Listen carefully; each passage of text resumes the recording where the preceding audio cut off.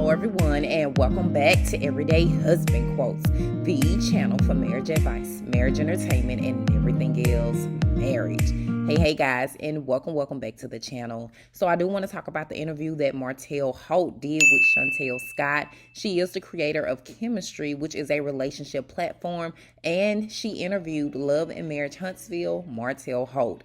Now, a lot of people are saying that he's taking accountability in this interview with Chantel for some of his past mistakes when he was married to Melody Holt. And for me, I don't think he's taking accountability. I think he's doing damage control. I think his PR person has gotten in his head because he is broke. His image has been tainted and he is trying to revive himself for looking like a crazy man on TV. I mean, let's just break it down. Most of the cast on Love and Marriage Huntsville is trying to get a bag outside of the show. Melody has definitely been the first to do this. Stormi already had her $1 million business before getting on the show. And even Miss Wanda has come out with a product line. So Martell has launched his wine. You can also find his children's book on Amazon. And he's looking to drop a cookbook and a clothing line. And honey, let's not forget about that ridiculous calendar that he's attached his face to. So Martell's image doesn't just affect him on a reality show, but also in his social circle outside of the show. So in my opinion, I believe that he's on this campaign to make himself look remorseful for being a bad husband to Melody and to make it seem like he's been getting punished for his wrongdoing in the marriage. And he even talked about in this interview that if he could go back and change anything, that he would change most of it. So for me, I don't believe any of it. I don't believe that Martell is taking accountability. I think Martell is who he has shown us to be from the past. And so Martell is also a great father, and I would never try to take that from him. But for the past 3 years that Martell Holt has been on reality TV, he has not taken accountability for his actions, for any of his actions in the marriage. Even when he went on the Steve Harvey Morning Show, honey, that was a campaign to clear up his image. He may be feeling the aftermath a little bit for the damage that he has done to his ex-wife, but it's only because it's affecting his money. But honey, those are my thoughts. What I say in this video is not the conclusion of where Martell is in his life and where he's going to be in the next 6 months to a year. They're just my thoughts and opinions, y'all. But leave yours in the comment section of this video. I look forward to hearing what you have to say. I'm about to play this interview for you guys, but as always, thank you all for watching. I really appreciate you, and I will talk to you guys in the next video. I mean, right now, I'm telling, I have to, the rejection that I face, you know, when it comes to relationships, it really stemmed from my previous marriage, you know, and you know, for me to speak on that or to elaborate on that, it wouldn't be pleasing to, you know, what I have going on currently is me filming right now. You know what I'm talking about? And again, I don't know if Melody listening right now, but we haven't filmed in over like four or 5 months together. Okay. And now we just filmed yesterday and we filmed a few days ago. So no amount of money, no amount of press can put me in a position to like set us back, because Mel and I being set back, it's only going to set my children back. And I'm trying to get us all to like that happy place, you know, of co-parenting successfully, because we both have suffered, you know, certain rejections, which really drove us to the point where we are now. And that was very unlikely. You know, it was tough going through rejection, because once you go through rejections in a marriage or in a relationship, you kind of, no one wants to be rejected, especially when you're in a relationship, especially when it's supposed to be the only you two, you know, because we expect our partners to always fulfill every ounce of us, you know, fill us up completely with whatever we want, you know, as long as it's not asking you to jump off the bridge, you know. And so whenever we tend to be rejected, you know, that hurts our soul, us emotionally.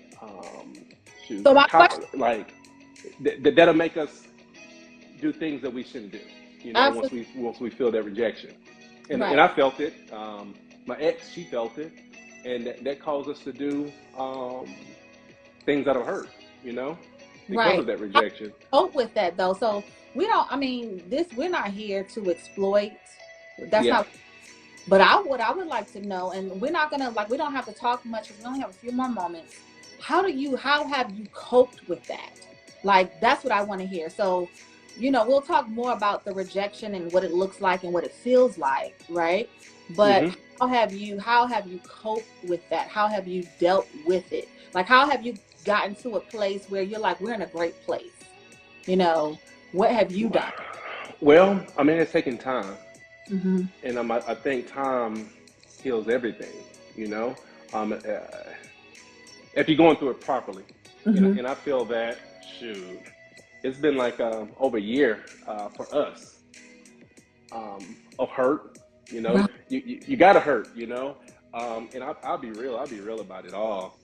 Um, when God started putting me through tough situations, I laughed. I mean, not because it was comical, only because I knew Mm-hmm. that it's like I was prepared for it. I knew it had to happen. It was inevitable.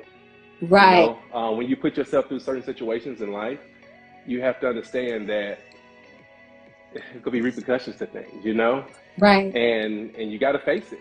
And me, and I think too, Melody too, we're overcomers.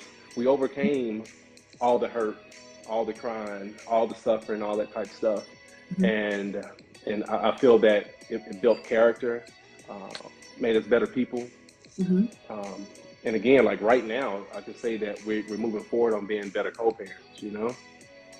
So my thing is about being positive, not trying to tear the next person down. Mm-hmm. Because again, what I always say too is we all going to go through things in life, Mm-hmm. and I feel that God gives us all the tools that we need to overcome it. Because Absolutely. I feel that certain things that I went through, 15, 16 years ago, He strengthened me for these moments. Mm-hmm. Because I mean, I didn't think that I would be the person to, going through this divorce, breaking down and crying and stuff like that. I'd never been a person to cry. Right. But this situation made me a little emotional and things like that. Especially, my kids, I love them so much, and Yeah. I see that that we put them through a lot, Right. and for me to, just staying strong, and then Mm-hmm. time heals all. Right. And then it seems like it's always helpful if, like, you've been able to go through that healing process with Mel. A lot of people don't get that. No, I did. I didn't You go didn't. through. No, no. So I tell you what, Melody, she was able to. She went through it with me. Okay. Yeah, she went through it with me. But when it was when it was about my time to hurt and things like that, Yeah. we were kind of like over. Okay. And then to my bed and my closet, and it's moments that I would laugh at, because it's like it's almost like, yeah, my turn. Tell people don't throw them rocks. I tell people, do Oh, not throw rocks at nobody. right. If anything, you should just try to uplift, Mm-hmm. regardless of what the person has done. Right. You should try to uplift, because you don't know what you're going to go through, and you're going to want that support. You're going to want that love. You're going to want those hugs. You're going to want that support. Right.